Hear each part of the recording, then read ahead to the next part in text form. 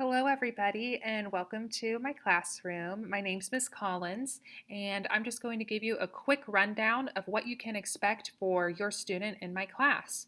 On this first slide, I just have some basic contact information. I'm on the second floor in room A214. If you need to call me, you can call the school phone, and then my extension is 3035, and right there is my email address. First of all, I'd like to let you know how your child's class is going to be set up for me. So I'm doing something called a flipped classroom. A flipped classroom is where instead of me lecturing during class time and then the students doing homework at home, they are going to watch a video of the lesson and then they do their homework during class time. The reason I'm doing this is because I feel like your child will have a higher quality of lesson presented to them when it's a pre-made video, but also the hardest part of a math class is usually the homework and the independent practice. So if they're doing their independent practice in the class, then they have me way more readily accessible to them to help them out. So, what they're doing at their house is the video and filling out notes with that. And my videos are averaging about 20 minutes per lesson. So, if your child is on pace at home, they shouldn't be spending more than on average 20 minutes on their math homework a night. As far as assessments go, quizzes will usually be online through some type of online platform, and then tests are going to be in class on paper. I'll spend 2 days on that because of the A-B rotation. And if you're 100% virtual, then I'll be sending out directions specifically to those students for how they need to take their test. But they'll be submitting those to me digitally. They will be able to take their tests at home, those kids who are 100% virtual. Next, I'd like to let you know where to access your child's information because different platforms provide different things. First of all, PowerSchool. We have switched to a new school system and it's PowerSchool. And this is where I'll be having the grades for your students. This is also, where all that other type of information that admin might, be putting in for your student.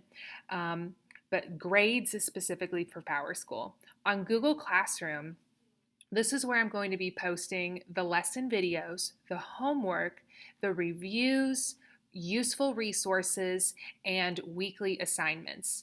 Every week, I'm going to update and make a new post, and it's going to have that whole week worth of homework and what we did in class, like an agenda for your student, so they will know exactly what the schedule is. So Google Classroom is where you're going to go to kind of see what they need to do. MathXL is where the majority of their assignments will be. So this is where they are doing their practice homework. If a student says done in Google Classroom, they might not be complete in MathXL. Google Classroom and MathXL are two different platforms. So if you want to check and see how far your child is in MathXL, they'll need to open up that individually and they'll have to show you their progress in that website. As far as my classroom expectations go, the cell phone policy, I'm going to have numbered pockets and students will put those up there and then I give them back at the end of the class. So that seems to work pretty well and students learn so much better when they don't have that distraction of their cell phone policy. With the tardy policy, students will get 3 tardies and then a referral. That's just the school policy.